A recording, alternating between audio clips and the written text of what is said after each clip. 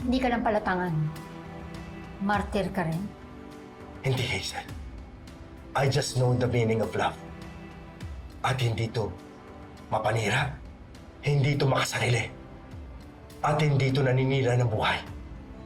Hazel, alam ko rin ang tama at mali.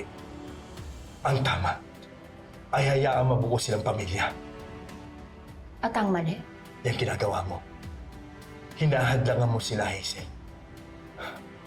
Palayain mo na si Manuel. Hayaan mo siya maging masaya sa piling ni Velma. And accept the truth that Manuel will never, ever love you back.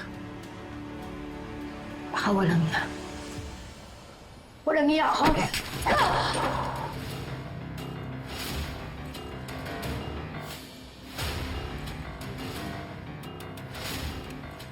Bastos ka! Bastos, ibinalik ko lang sa iyo ang ginawa mo, Hazel.